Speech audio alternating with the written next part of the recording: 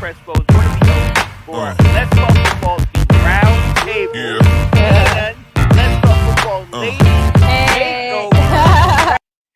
Hi, everybody. Delilah Crespo here with another episode of Diversity with Delilah. All right.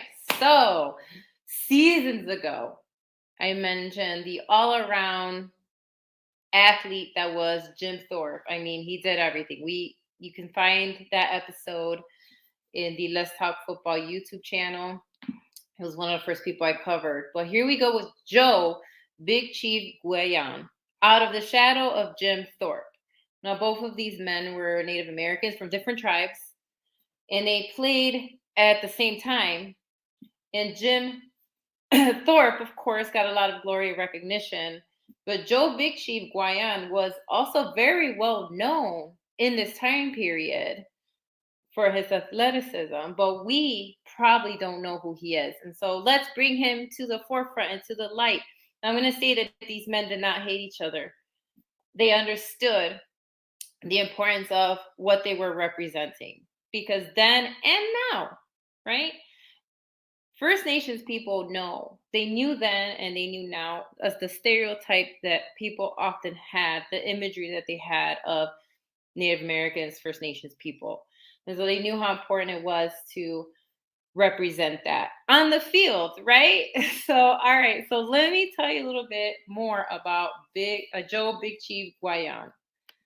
Okay, so he was born on the White Earth Indian Reservation in White Earth, Minnesota.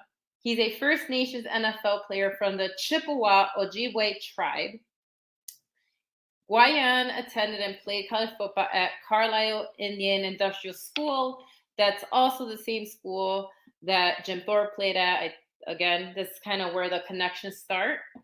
So he played at the Carlisle Indian Industrial School from 1912 to 1913. This is Guyon, under Coach Pop Warner. The 1912 team posted a 12-1-1 record, scored 454 points. Again, this is the team that Guyon and Jim Thorpe played on. Guyon played on the team as the left tackle, and he played in a game against the Army, because again, there was a lot of college games that did play Army. Like that tradition has never died down.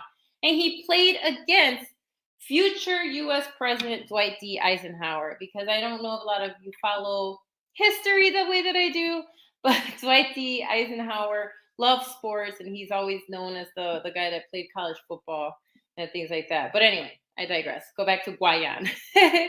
So Guyon was also part of the 1913 team that went 10-1-1 that scored 296 points. Guyon shifted to halfback at this time in 1913. He was honored by Walter Camp as the second team All-American.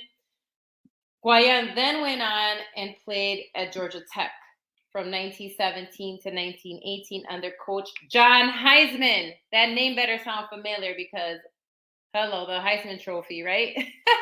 He played under this coach. And again, this is where he was used as primarily a halfback. At Georgia Tech, Guyon was unanimously selected by the Associated Press Southeast as area all-time football team of that era. One of his teammates, Judy Harlan, said about Guyon once, again, this is teammate, this is his quote, not mine. So again, Judy Harlan, one of his teammates, once said, "Once in a while, the Indian would come out in joke, such as nights when Heisman gave us a white football and had us working out under the lights. That's when Guyon would give out a blood-curdling war whoops in his practices." So again, Guyon was a very athletic, and he was out there, right? He was making sure that he was being intimidating and putting it into practice, right? So, all right. The 1917 team went 9-0. Okay, this is when Guyon was playing for Georgia Tech as a halfback. 9-0, scored 491 points, and were crowned national champion. For many years, they were considered the greatest the South ever produced, that team. Guyon played right halfback, so he did get moved around at halfback from left, got moved around, but he was athletic that he could move around and get the job done. So let me explain why that matters.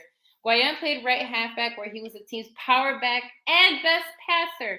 So there was times again where people were moved around and used as a passer as well. He was a unanimous All-Southern selection and considered by some in the South's best halfback. He was considered one of the best halfbacks out there. His first run from scrimmage for Georgia Tech was a 75-yard touchdown against Wake Forest. Wow, from scrimmage, okay? Think about that, from scrimmage. Against Vanderbilt University, he had arguably one of his best games, running 12 times for 344 yards in an 83-0 blowout. According to sports writer Morgan Blake at the time, Guyon has been great in all games this year. The Saturday, he was the Superman. Guyon once passed for 2 touchdowns and ran for 1, passing 91 yards and running 112. Guyon's passing was so accurate, it was suggested the possibilities of yet an undeveloped in the Tech offense. That's how good his passing was. But again, he also was very competitive. In the large 68-7 win over Auburn, Guyon once dove at its star, Moon Ducote, and missed. But Guyon gave chase from behind and tackled him at the 26-yard line. He missed the tackle and he chased this guy down and tackled him at the 26-yard line. That's how good Guyon was. In his last season with Georgia Tech, the 1918 team went 6-1, scoring 462 points. Again, he was used mainly at this time, he was used as a fullback, though also sometimes as a tackle. So again, this guy was just so well-rounded, they could put him anywhere in this football team and he'll get the job done. He was honored as a tackle on Frank G. Mankey's first All-American team. I'm sorry, I don't know a lot of the college, All-American stuff. I apologize for that. But I know that all these things are big deals when you're selected and honored in this way. Then, in 1919, Guyon signed to play professional football for the Canton Bulldogs. After the NFL was officially organized in 1920, he played 7 more seasons altogether between the following teams: the Washington Senators, the Cleveland Indians, the Oorang Indians, the Rock Island Independents, the Kansas City Cowboys, and the New York Giants. His buddy from the Carlisle industrial days, Jim Thorpe, and he actually played again. So Joe Guyon and Jim Thorpe met in professional football, and they played together for the Rock Island Independents from 1919 to 1924. Then Guyon left the Rock Island Independents to go play a few seasons with the Kansas City Cowboys, while Jim Thorpe moved on to play for the New York Giants. Then in 1927, serendipity happened. Guyon joined the Giants and Jim Thorpe again and helped lead that team to the 1927 NFL championship. Remember, this is pre-Super Bowl era. It was just called championships. So he led that Giants team to the 1927 NFL championship. The 1927 Giants compiled an 11-1-1 record, largely on the strength of their superior defense that allowed only 20 points all season. My gosh, that's crazy. I bet you Giants wish they could go back to that. Anyway, however, Guyon flashed his many athletic abilities. He was passing, he was running, he was punting, he was tackling, and he was blocking. He played a leading role in scoring the necessary points for his team to win. That team finished second in scoring that whole season. So again, the legendary Joe Guyon, if you didn't know who he was, now you do. Another famous Native American in the NFL that paved the way, that broke barriers, that was showing that they weren't just, to quote, savages, right? Again, we're breaking down stereotypes. We're showing how people change perceptions. And this is one way, right? So Joe Guyon, amazing athletic person, athletic player that could play on any side of the ball. He also did some coaching for a little bit. Obviously, when his career was done, he went and played for coached for Union College in Tennessee, and he coached everything for them.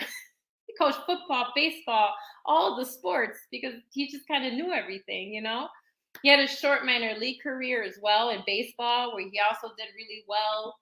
And so just a well-rounded athlete. But football was his thing, and as you can hear, he played every position and was good at it. It didn't matter where you placed it. The man was amazing. He was inducted into the Pro Football Hall of Fame in 1966.